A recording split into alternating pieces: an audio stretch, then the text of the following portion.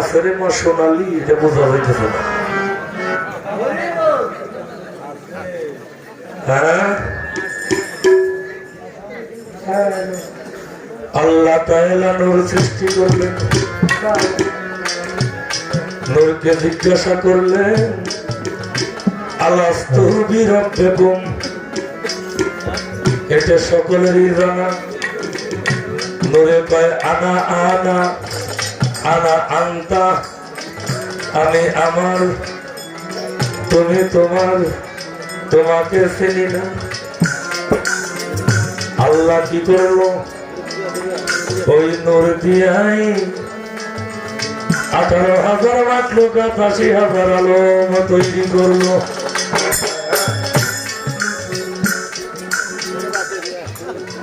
আল্লাহ থেকে নূর বলে শুনেছে, নূরে আল্লাহরে চিনে না। হ্যাঁ, বাবা থেকে সন্তান আইছে, সন্তান আই বাপের চিনি না।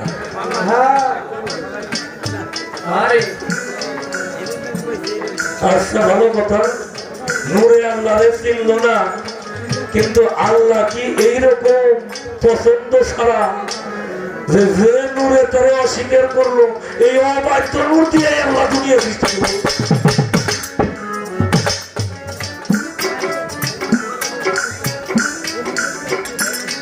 বাবা, অবাধ্য নূর দিয়ে কি আল্লাহ দুনিয়া সৃষ্টি করলো? যে নূর বর্ষতা স্বীকার করলো না।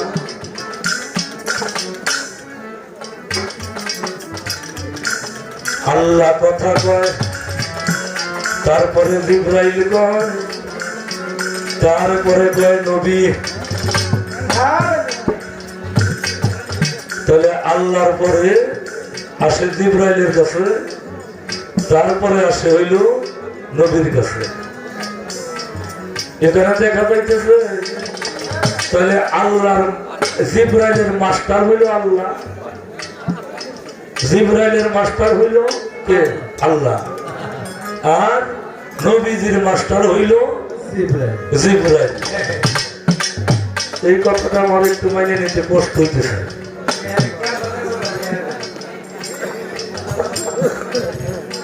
আমার একটু মাইনে নিতে কষ্ট হয়। আল্লাহর নূরে নবীজি, নবীজির নূরে মাখলুকাত। যে জিবরাইল আইসা নবীরে শিক্ষা দেয়, নবীর মাস্টারি করে, ওই জিবরাইলের বাপ মার নাম কি? আর ওই জিবরাইল পয়দা হইছে কার নবী?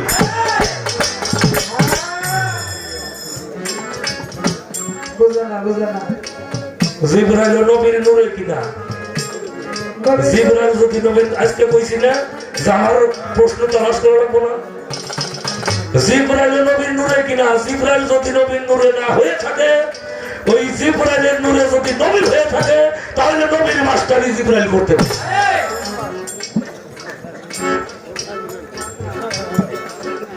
নবীর নূরে জিবরাইল হইলে নবীজির মাস্টারি জিবরাইল কোন কায়দায় করে, এইটা আমি বুঝতেছি না।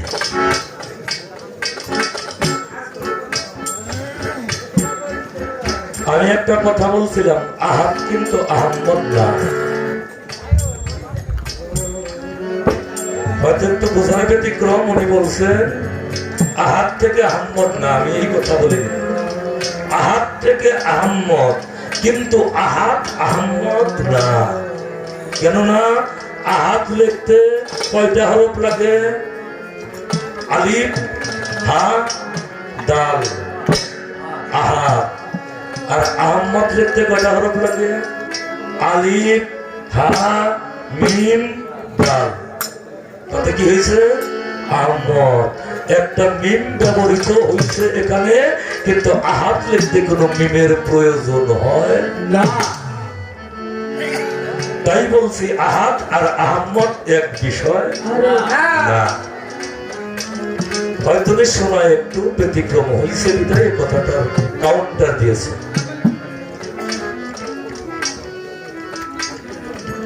কলেমার মধ্যে আছে, আমাকে কয়েকটা কলেমা করে শোনাই দিব। আমার তেমনি অনেক কথা, এতগুলো আমি পড়তে যাবো না, কিন্তু কলেমায়ের তামদিদটা আপনারা শুনছেন তো। সোনালী সরকার কিন্তু পড়ে আমাকে শোনাইছে তামজিদ লা ইলাহা ইল্লা আনতা নুরুল ওয়াহিদিয়াল্লাহ লিনুরিহি মান ইয়াশা মুহাম্মাদুর রাসূলুল্লাহ ইমামুল মুরসালিন ওয়া খাতামান নবী।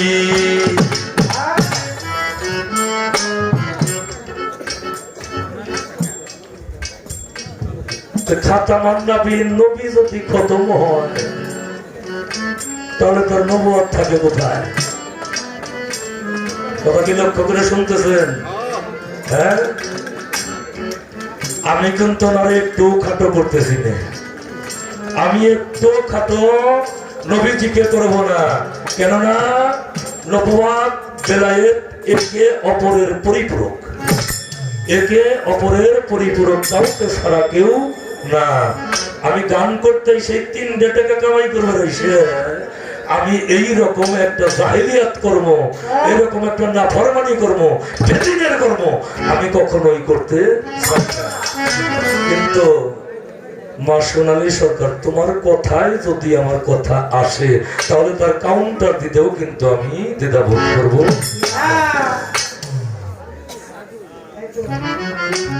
কলেমার মধ্যে কি আছে? লা ইলাহা ইল্লাল্লাহ মুহাম্মাদুর নবী আল্লাহ। কলমা হইছে? হ্যাঁ, মানে কয়টি কলমা হয় নাই? জোরে কর না কেন? এই আমি পড়লাম, আমার মানা করলেন না, এরকম একটা ব্যাকটেরিয়া কাম করলাম আমি। লা ইলাহা ইল্লাল্লাহ মুহাম্মাদুর নবী আল্লাহ পড়লে কলেমা। এই কলেমাটা তৈরি হয়েছে কখন? কলেমাটা তৈরি হয়েছে মাখলুকাতের কোনো কিছু যখন তৈরি হয় নাই তখন তৈরি হয়েছে। একে একে মুহাম্মদ আসছে, উনি ফাতেহুল আম্বিয়া, উনি আগেও ছিল, উনি এখনো আছেন, উনি পরেও থাকবেন। এই কথা যে অস্বীকার করবে সে কখনোই মুমিন হইতে পারে? উনি প্রথমেও ছিলেন। এই কলেমার মধ্যে মুহাম্মাদুর নবী আল্লাহ না হইয়া মুহাম্মাদুর রাসূল আল্লাহ হইল।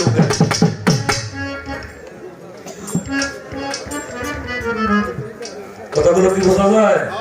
হ্যাঁ, মুহাম্মাদুর নবী আল্লাহ হয় নাই, হইছে মুহাম্মাদুর রাসূল আল্লাহ। জৈবিক দেহ নিয়ে এসেছিলেন 1500 বছর আগে। ওই জৈবিক দেহ চর্মচক্ষের অন্তরালো হয়ে গেছে, কিন্তু আমার আল্লাহ কোরআন শরীফের অনেক জায়গায় বলছেন। একটা জায়গার কথা আমি বলি, সূরা বনী ইসরাইল আয়াত নম্বর 15 আল্লাহ বলিতেছেন, আমি কোন কওমে রাসূল প্রেরণ না করিয়া আমি আল্লাহ কাউকে শাস্তি দেই না। কোন কওমেই রাসূল না পাঠাইয়া আমি আল্লাহ শাস্তি তাদেরকে দেই না। তাহলে নবী আর রাসূল মনে হয় এক বিষয় না। নবী এসেছিলেন, রাসূল যুগে যুগেই আছে, প্রত্যেকটা কওমের ভিতরে রাসূল আছে। হিন্দুর ভিতরে রাসূল আছে, বৌদ্ধের ভিতরে রাসূল আছে, খ্রিস্টানের ভিতরে রাসূল আছে, মুসলমানদের ভিতরে রাসূল আছে, যত জাতি আছে তত সব জাতির ভিতরে রাসূল আছে। রাসূল হইল চির প্রবাহমান। এই নবী আল্লাহ না কইয়া রাসূল আল্লাহ কেন আল্লাহ কইল? কারণটা এগুলো কিন্তু প্রশ্ন না, প্রশ্ন সামনে আসতেছে। এগুলো প্রশ্ন না, আপনাদের খারাপ লাগে? হ্যাঁ, এইগুলো প্রশ্ন না, প্রশ্ন সামনে আসতেছে।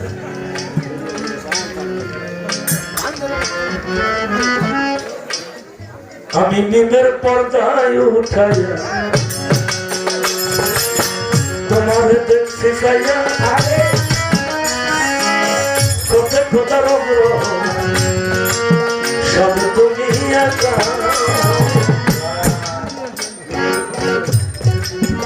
নিমের পর্দা উঠাইয়া দেখছে, কি দেখছে? দৌসাইয়া দেখছে, খোদে খোদা রব রহমান সব তুমি একা। তাহলে উনি খোদা, উনি রব, উনি রহমান, উনি আল্লাহ।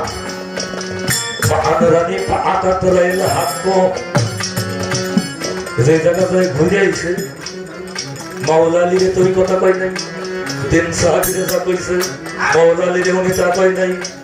হ্যাঁ, মাওলা আলী যখন ছাড়ে না তখন মাওলা আলীরে বলছে তুমি খামোশ, খামোশ হও আলী।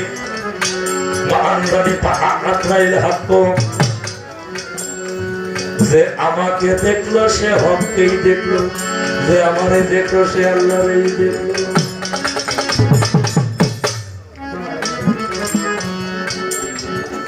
তাহলে উনি যদি আল্লাহ হইয়া থাকে, উনি যদি খোদা হইয়া থাকে, ওহুদের ময়দানে যাইয়ে এই যে দন্ত শহীদ হইল, দন্ত ভেঙ্গে ফেলল, তাহলে কি দাঁতটা আল্লাহর দাঁত লাগলো?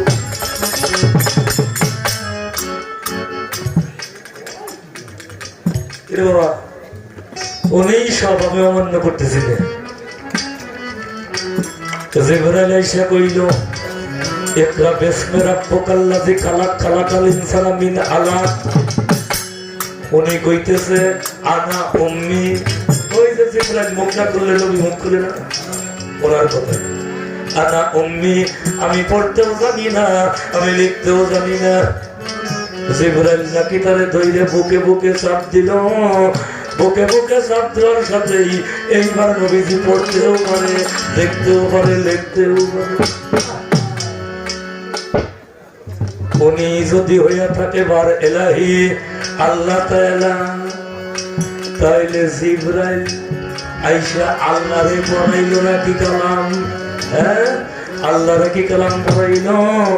আর আবু জাহেল কি আমার আল্লাহর কাকা হইয়া গেল?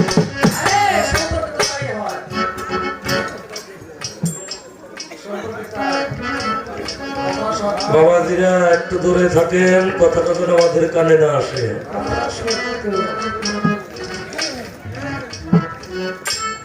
অনেকদিন পরে পাইছি মনে, একটু রাই খেয়ে দেই নাকি?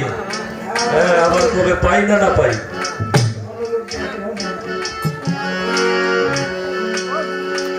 আমার কাছে দুইটা প্রশ্ন আছে। একটা প্রশ্ন হইল ৭০,০০০ বেলায়েত প্রাপ্ত মানুষ তারা আটকা পড়ে যাবে এমন একটা জায়গায়, তারা উদ্ধার পাবে কি করে? আমি জবাব করব সত্য কথা দিয়ে, আমি নবীজির অবমাননা কখনোই করব না। ধ্যানে আহার, ধ্যানে স্নান, ধ্যানেই সমস্ত কিছু। এই আহার করার সময় ধ্যান ঠিক থাকে কেমনে? স্নান করার সময় ধ্যান ঠিক থাকে কেমনে? হ্যাঁ বাবা, তোমার একটা কথা আমি কই, যারা ধ্যানী ব্যক্তি তারা খালি আহার আর স্নানের সময় তাদের ধ্যান ঠিক থাকে না। তারা এই জীবদ্দশায় যা কিছু করে, তারা জীবদ্দশায় যা কিছু করে প্রত্যেকটা বিষয়ের মধ্যে তাদের ধ্যান থাকে। তারা একটা সন্তানও যখন পৃথিবীতে আনে তখনও তারা ধ্যানের মধ্যেই থাকে। আর ধ্যানের মধ্যে থাকে যখন কোন সন্তান পৃথিবীতে আনে, ওই সন্তানটাই ওলি আল্লাহ হয়ে যায়। একটা গান আগে শোনাই, কষ্ট দেওয়া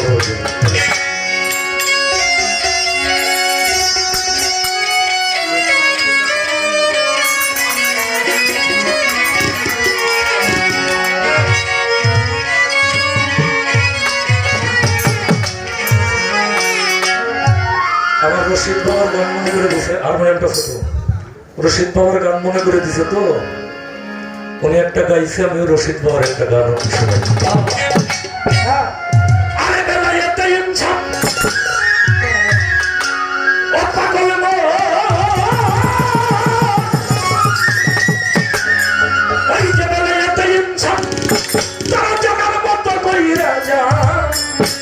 বাবা জানা পীরের কাছে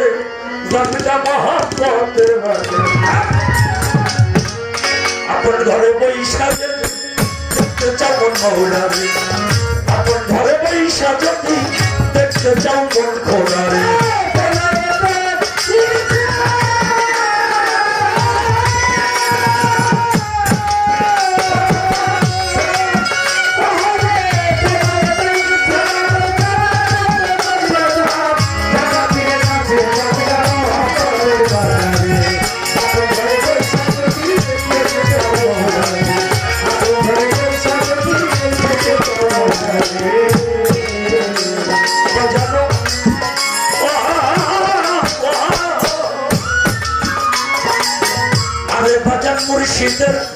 জানিয়া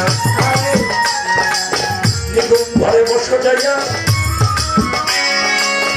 এলেম জিকির সালাত জাকাত শিখাইব তোমারে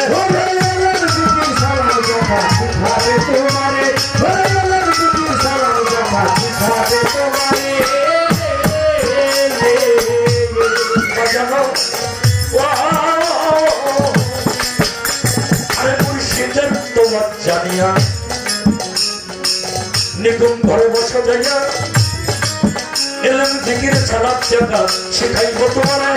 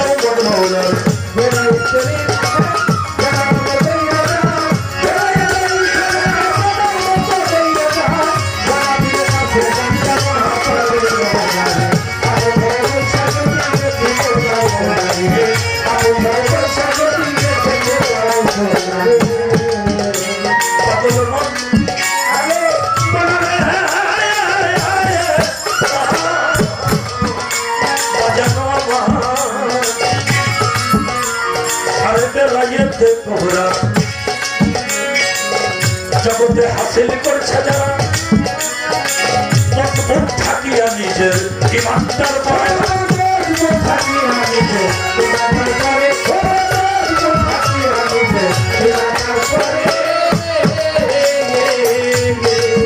আরে বাবা বেলায়েতে তোমরা এই জগতে হাসিল করছে যারা মজবুত থাকিয়া নিজের ইমানদার বলে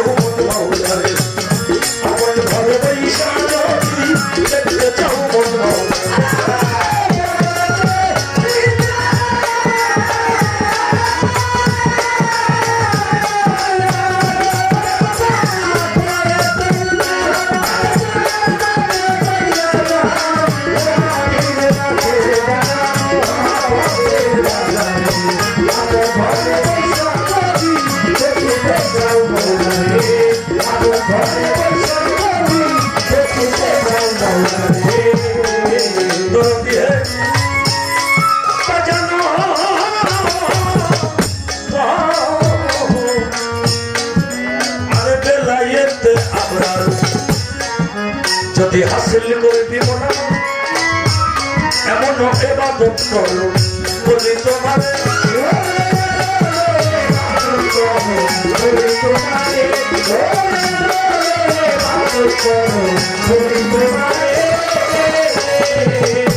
আরে বাজার বেলায়েতে আপনার যদি হাসিল করবি মনে এমন ইবাদত করো বলি তোমার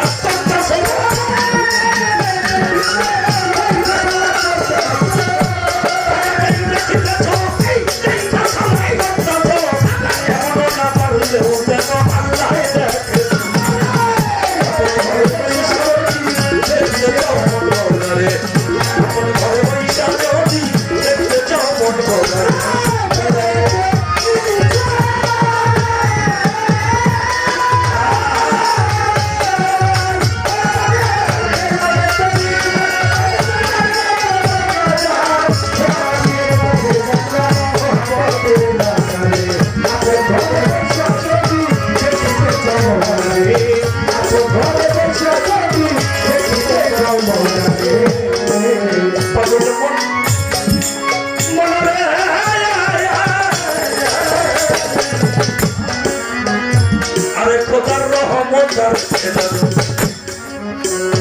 সহি সত্য এবাদত পররে মন্তটা পাখি বলি তোমারে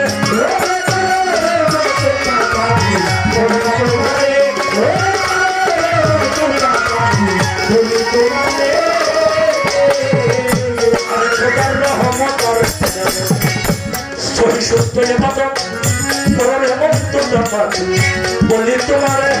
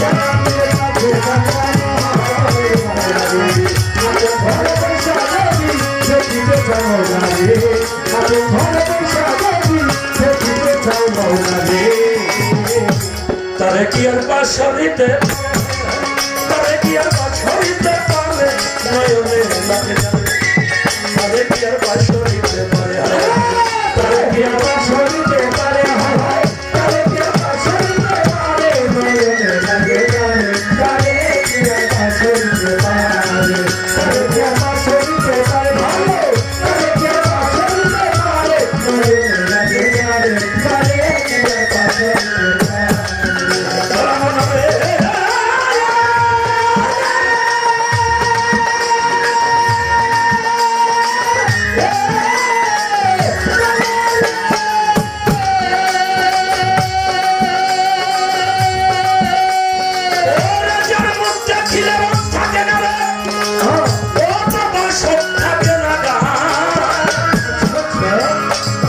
কথা শুনলে দুনিয়ার সকল কিছুই ভুল হইয়া যায় যারা মধ্যে কিনে রক্ষাকে না সত্যাকে না কথা শুনলে দুনিয়ার কথা ভুল হইয়া যায় এমন একজন বড় পীরকে এমন একজন খাজা বাবা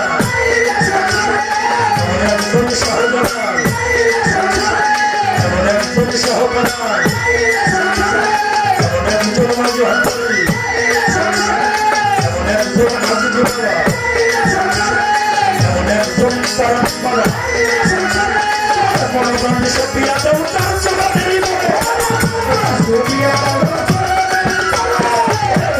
সপিয়া দেও তার চলাতেই বলে তারে কি আর পাশে দিতে পারে তারে কি আর পাশে দিতে পারে তারে কি আর পাশে দিতে পারে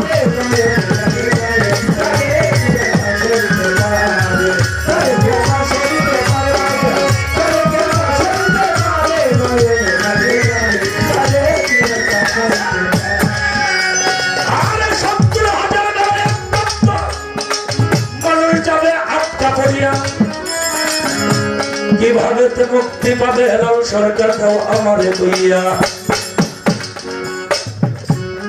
এমন এক পদের বেলায় যারা প্রিয় মুর্শিদের দাবিদারি করে নাই মুর্শিদ ধরে নবীর ফায়েজ প্রাপ্ত তো হয় নাই কিয়ামত ঘনাইয়া যাবে কিয়ামত ঘনাইয়া যাবে কিয়ামত ঘনাইয়া যাবে কিয়ামত ঘনাইয়া যাবে সকলেই একত্র হবে কিয়ামত ঘনাইয়া যাবে সকলে একত্র হবে কিয়ামত ঘনাইয়া যাবে ধানে দম চাল যখন তাদেরকে আক্রমণ করিবে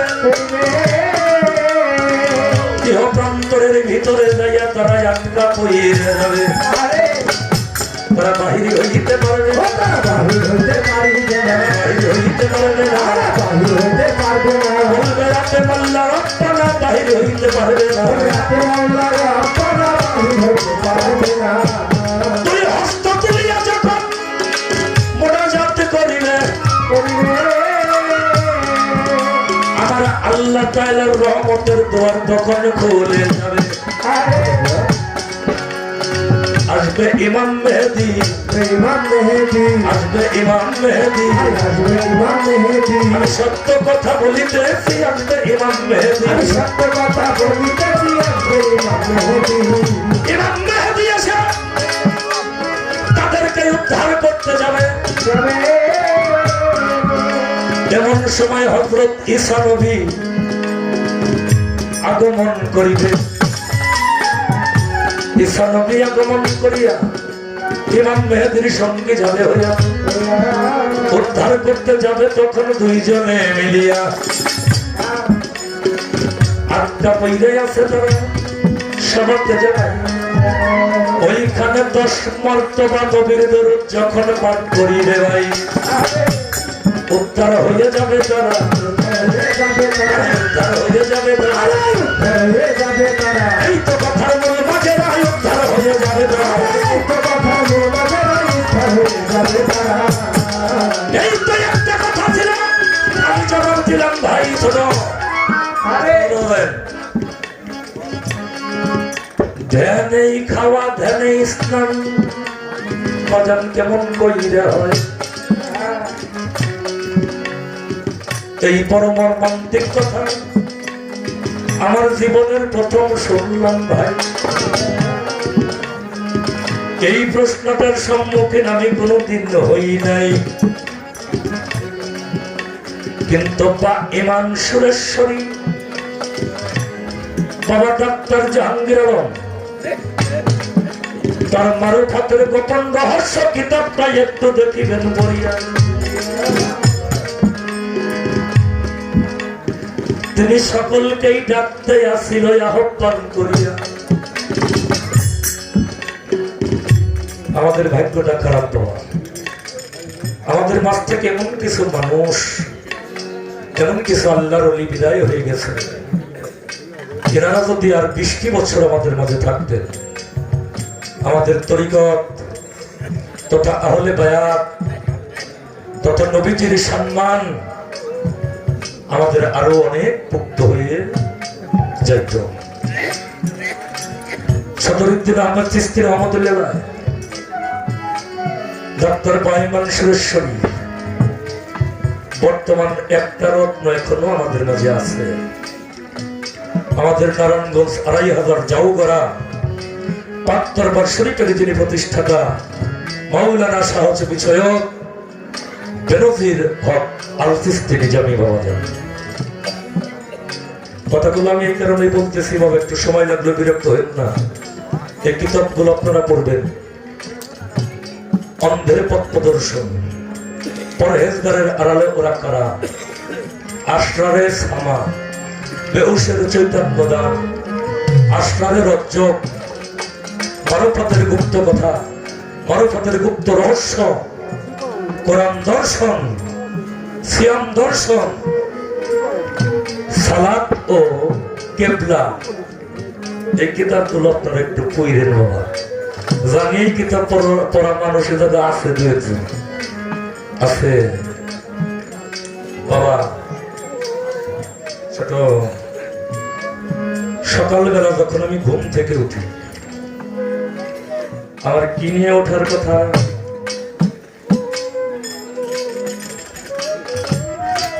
এখানে কিন্তু তরিকতের ক্লাস হইতেছে।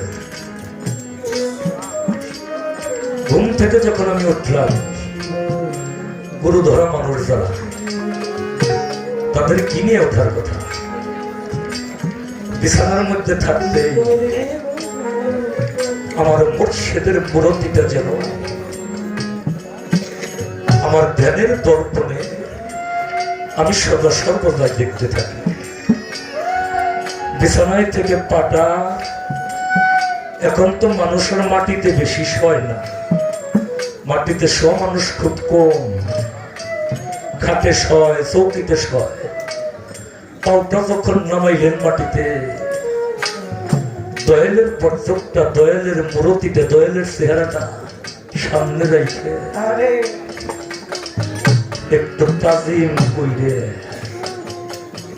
ওই মানুষটার যে কোনো কাজে বাহির হইতে হবে। গৌরাঙ্গ মহাপ্রভু বলেছেন,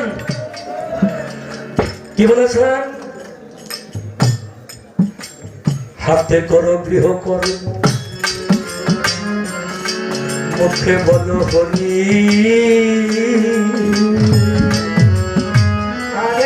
অনায়াসে দিয়ে যাবে সিদ্ধ পারি। হাতে করো গৃহকর্ম, মুখে বলো হরি, হাতে করো মুখে বলো হরি, হাতে করো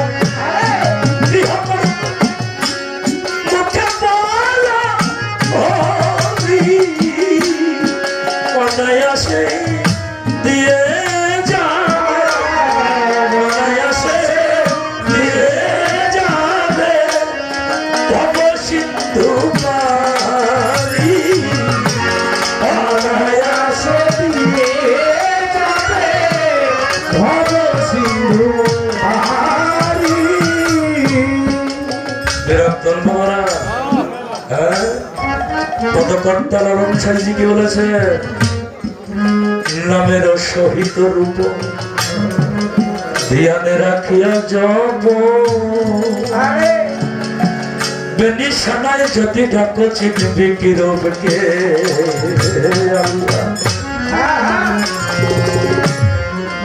তাহলে আমি নামটা জপ কোথায়?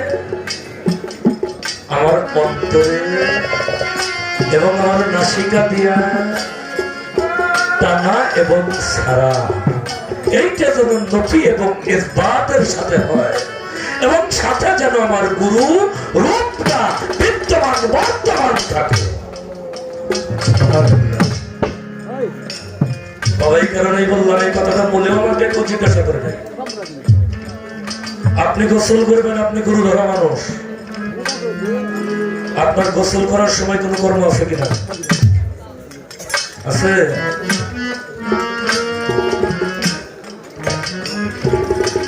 আপনি 40টা ডুব দেন, সমস্যা নেই। 3, 5, 7, 9 আপনার এই পেজর সংখ্যা ডুবটা দিতে হবে। দেখেন গুরু ধরা মানুষ যারা, এটা বেশি সনাতন ধর্মাবলম্বী তারা বেশিরভাগ করে থাকে। আমরা তো শেখ মানুষ, আমাকে গুলো খুব মনে টনে বাবা থাকে না। এই পেজর সংখ্যা দিতে হবে। আপনি 40 বালতি পানি নিচের মাথায়, কিন্তু পেজর সংখ্যা আপনার রূপটা স্মরণ করে দিতে হবে। তাহলে আপনি ধ্যানের সাথে বিছানা থেকে উঠলেন, ধ্যানের সাথে আপনি যে কোনো কর্ম করতেছেন, ধ্যানের সাথে গোসল করলেন। আচ্ছা, আপনি খাবেন, আপনি একজন গুরু ধরা মানুষ, গুরু রয়েছে আপনার আমেরিকা, আপনি বাংলাদেশে। গুরু সেবা না দিয়ে তো খাওয়া যাবে না। গুরু সেবা না দিয়ে খাওয়া যাবো? বাবা কি করে খাওয়া যায়? ওই খাওয়া শুদ্ধ হয়? হ্যাঁ, আরে বাবা, এই জন্য তো আমরা পোলা মানে গাঁজা খায়, হ্যাঁ, তারপরে আরো কি কি জিনিস খায়, আর বড়টার নাম বলে বাবা।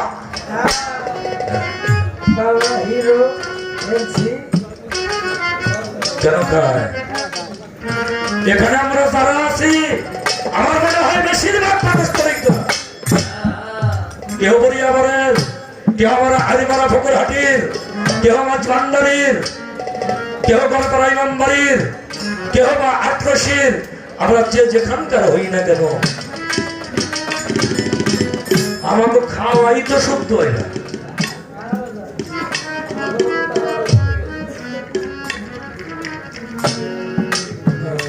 আমি একটা কথা জিজ্ঞাসা করব, আপনাদের কাছে সঠিক জবাব দিবেন। এই আমাকে মায়েরা বুইনেরা যখন আমাকে খাবার দেয়, যখন খাবার দেয়, এটা আগেই বলছে আমি তরিকতের ক্লাস হইতেছে, কারো যদি ভালো না লাগে আমার কিছু করার নেই।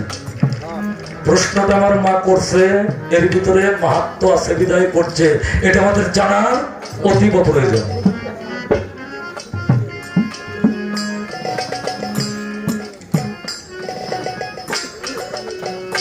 আচ্ছা, থালাটা ধুয়ে পরিষ্কার করে আমাকে কয়জন ভাই বাবা ফিরে আমার মায়ের আমার বোনেরা একটা আসন পাইতে ওইখানে বসতে দেয় কি আছেন?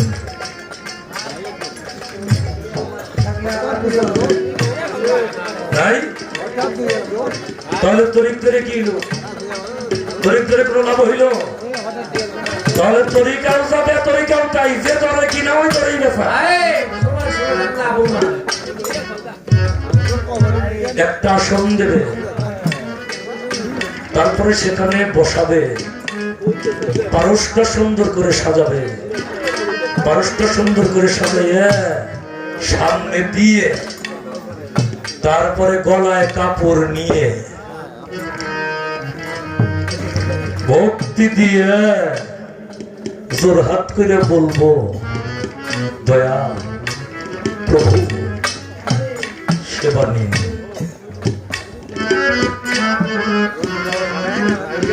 প্রভু সেবা নিন। বাজান খালি এইটা আমার মাগো কইলে চলবো না, মাগো দোষ না, মাগো খালি দোষ না। কেন?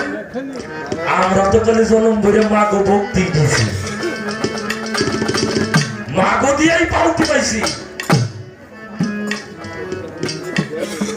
মাগো এক দিন ভক্তি আমরা দিছি না।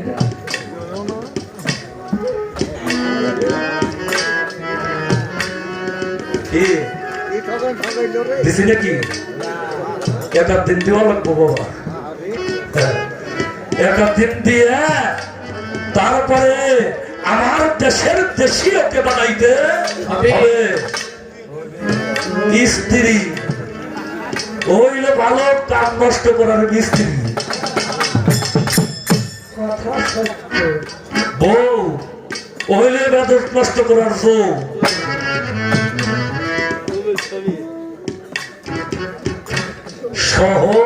সহধর্মিণী অর্থাৎ ধর্ম কাজে যিনি সহযোগিতা করিয়া থাকেন তিনি হইল সহধর্মিণী। তারপরে আসে অর্ধাঙ্গিনী। অর্ধাঙ্গিনী আমার অর্ধেক আর তার অর্ধেক, দুই অর্ধেকে কত হইছে? একটা হইছে। তাহলে তারও অর্ধেক নাই, আমারও অর্ধেক নাই। দুইটা অর্ধেকে যখন এক অঙ্গ হয়ে যায় তখন হয় অর্ধাঙ্গিনী। ওই যে কুকুরেও যেমন খাইবে যায়, আমারও তেমন যায়। মানুষের খাওয়া, কুকুরের খাওয়া, পশুর খাওয়া, পাখির খাওয়া এক মতো না বাবা। এক মতো যদি হয় তাহলে কর্মটা এক মতোই হই।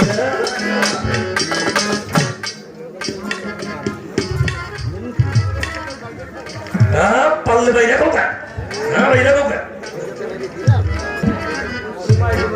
এই যে কত কত বাড়ি গেছে তো টাকা দেখে তা জানেন কিসের জন্য জানেন? 11টার পরে যদি বাড়ি যায় ওর ওর ঘরে যাবো।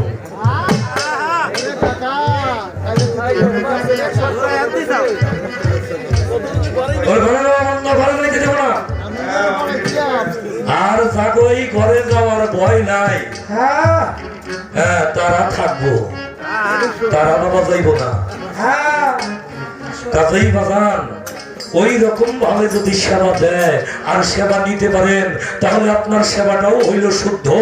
ওই সেবা গ্রহণ করার পর আপনার ভিতরে যে রস হবে ওইটা হবে সুরস, যে রক্ত হবে ওই রক্তটা হবে সুরক্ত, ওই রক্ত থেকে যে কণিকা হবে ওই কণিকা হবে সুকণিকা, ওই বীজকণিকা থেকে যে সন্তান আসবে ওই সন্তান কোনোদিনও বাবা মার অবাধ্য হবে না, ওই সন্তান কোনোদিন কুপথে যাবে না, লেখা নিয়ে যাইতে পারে।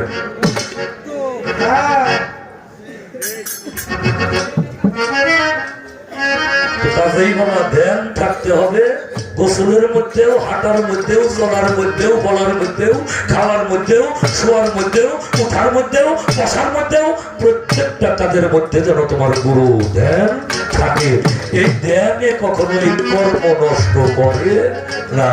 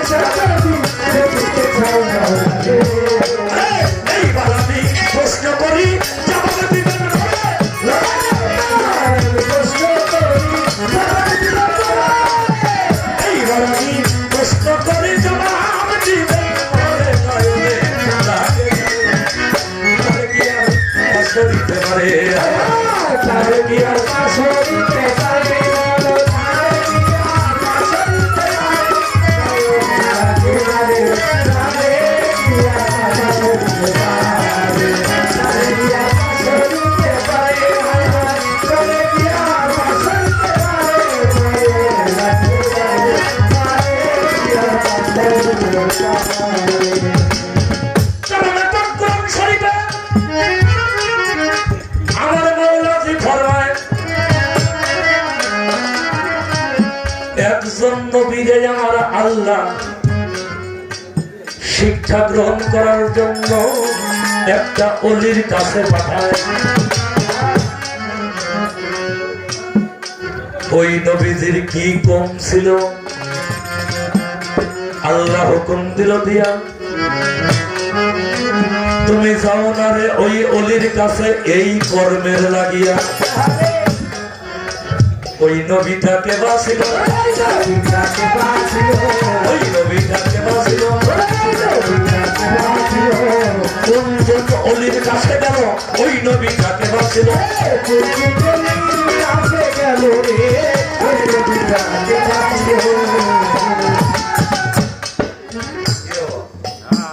আল্লাহর একজন নবী,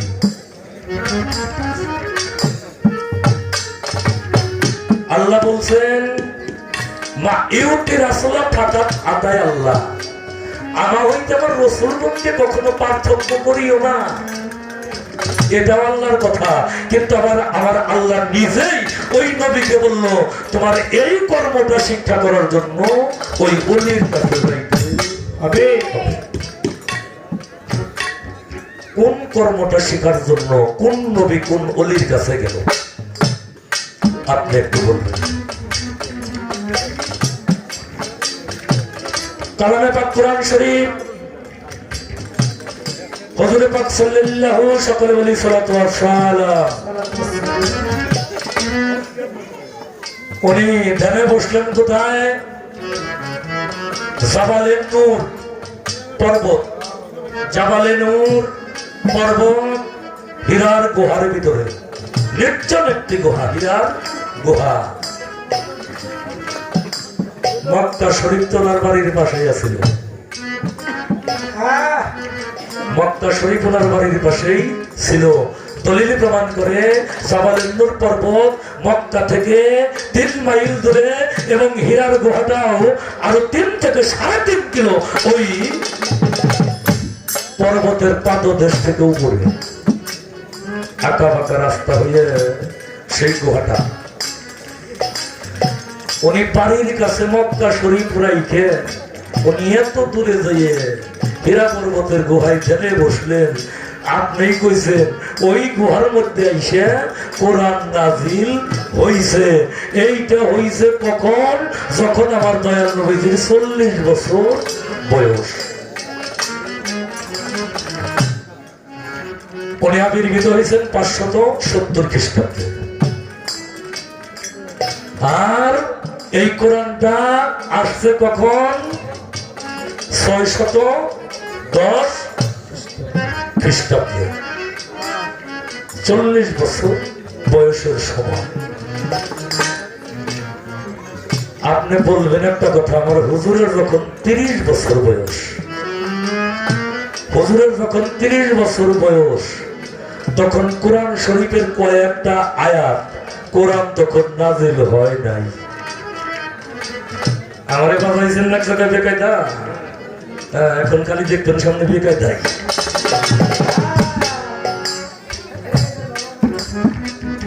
ওনার 30 বছর বয়স, কোরআন শরীফের একটা সূরার কয়েকটা আয়াত ওই ব্যক্তি আমার হুজুরের কানে কানে কইয়ে দিল। ওই ব্যক্তিটাকে আর হুজুরকে কোরআন শরীফের কোন সূরার কয়টা আয়াত বলেছিল আপনি একটু বলবেন? কোরআন তখন নাজিল হয়। চমৎকার ভাবে ভাবের সংসার, যেজন ভাবের ভাবিক হয়, বাচ্চারা কি আদান প্রদান কবু করা যায়? একদিন আমার দয়াল নবী মদিনা ছাড়িয়া নিরুদ্দেশ হইয়া গেলেন। 3 দিন গত গেল হইয়া, 3 দিন গেছে গত হইয়া, সকলেই পাগল গেছে হইয়া। আবু বকর সিদ্দিক, উসমান গনি, ওমর ফারুক রাদিয়াল্লাহু তাআলা আনহু, মাওলা আলী, 4 জনে মিলিয়া কেউ যদি কোনো মানুষকে ভালোবাসে, তার মুর্শিদকে ভালোবাসে, এই জগতে থাকিয়া মুর্শিদের প্রেমে তার সাহাবা সকল কিছু দিছেন বাবা বিসর্জন করিয়া। নাই রে মাতা, নাই রে পিতা তাদের, নাই রে জোরের ভাই, একমাত্র মুর্শিদ বিনা তাদের কোনই গতি নাই। মুর্শিদ হয় পারের কান্দারি, মনেতে ভাবিয়া খুঁজতে লাগলো 4 জন মিলে রে বাবা, আরে উন্মত হইয়া পাহাড় পর্বত গিরিনগর তন্ন তন্ন করে, কোথায় আমার প্রাণের মুর্শিদ, একবার দেখা দাও আমারে, তুই কি যে আমার বান্ধব নাই,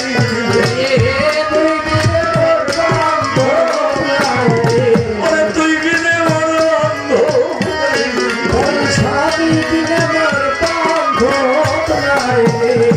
আমি সাবাবা কোথায় গেলে আমি তোরে পাই রে, তুই বিনে আমার বান্ধব নাই।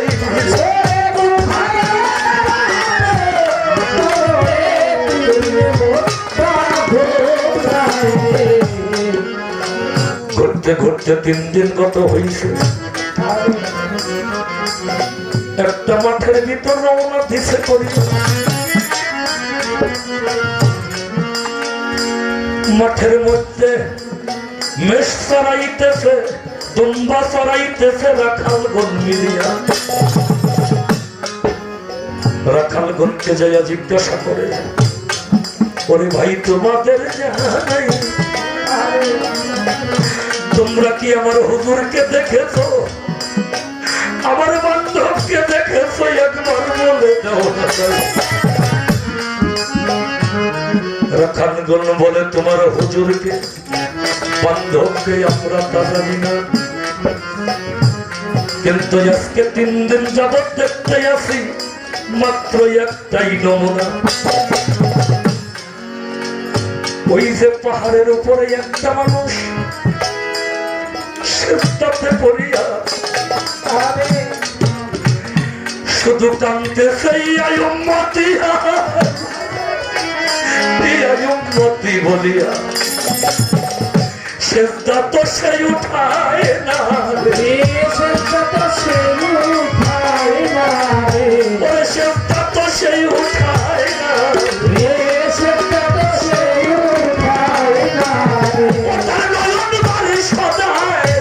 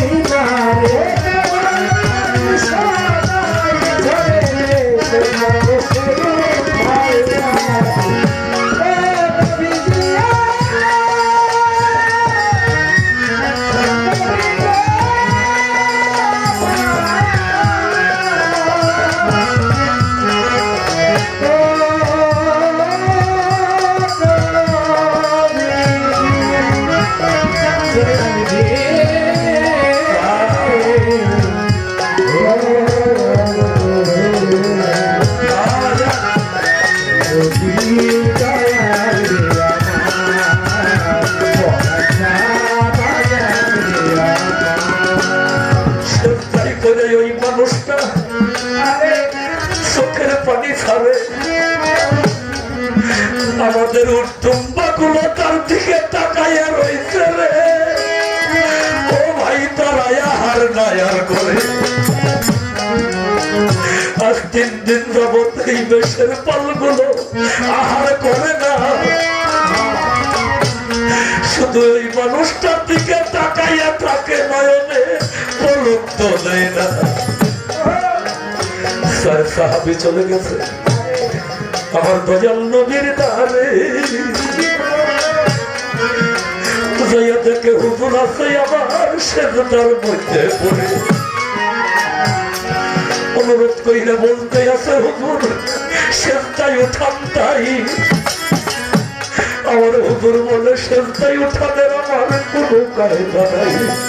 আমার উম্মতের কি হবে গো, আমার উম্মতের কি হবে গো, উম্মতের কি হবে গো, আমার উম্মতের কি হবে গো।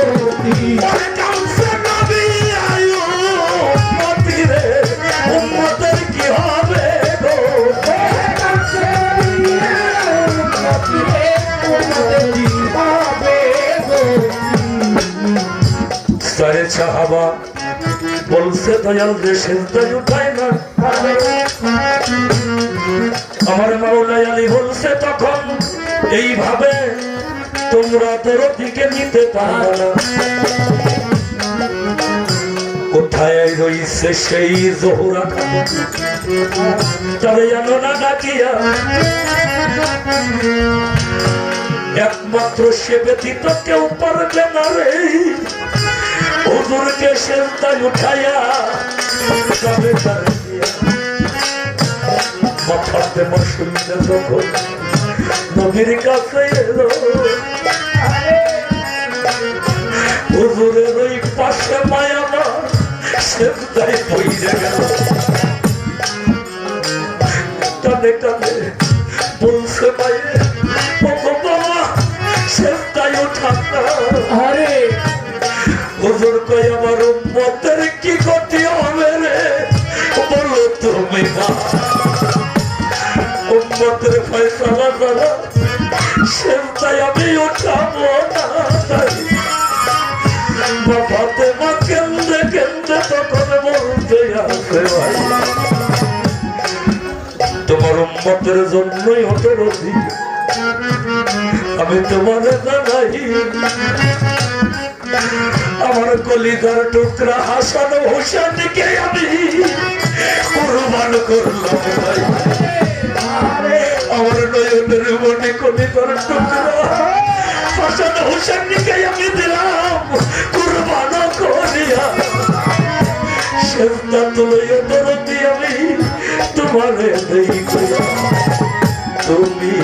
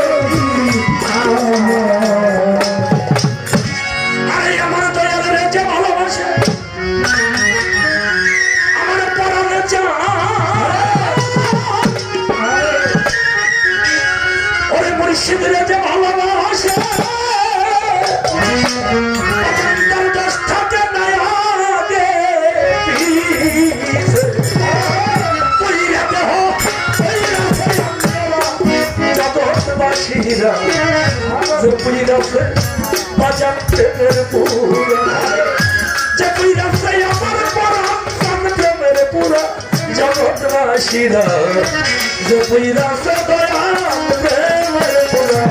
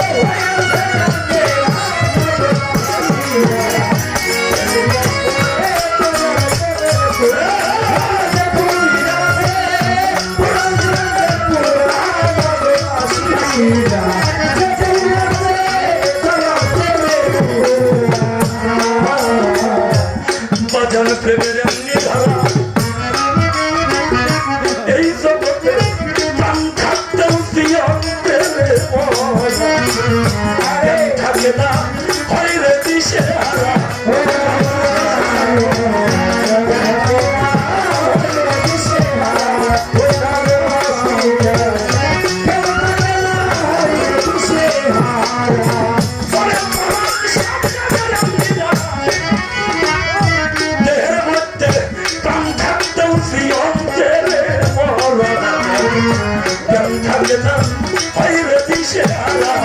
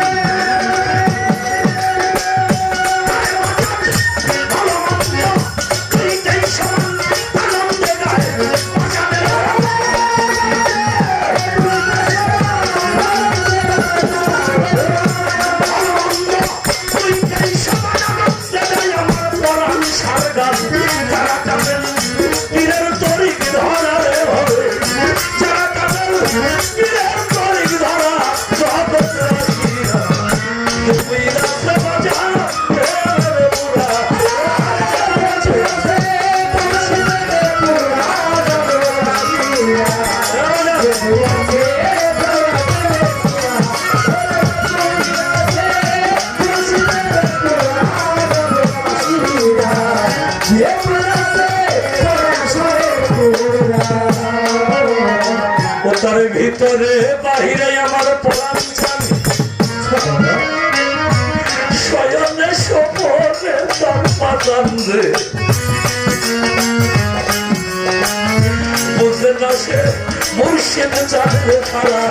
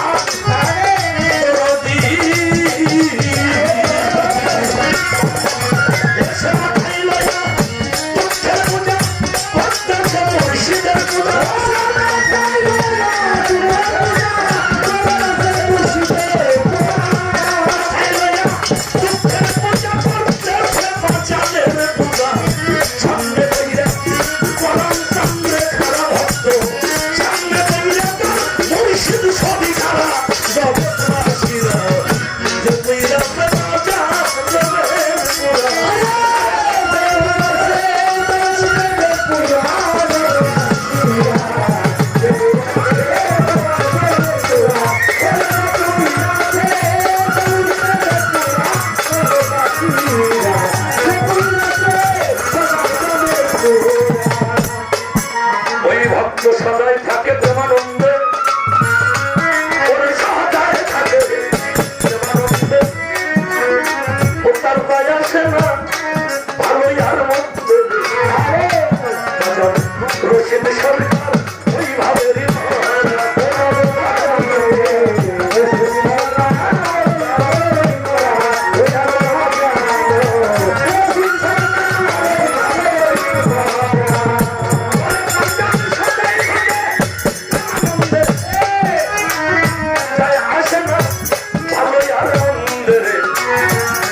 Sorry,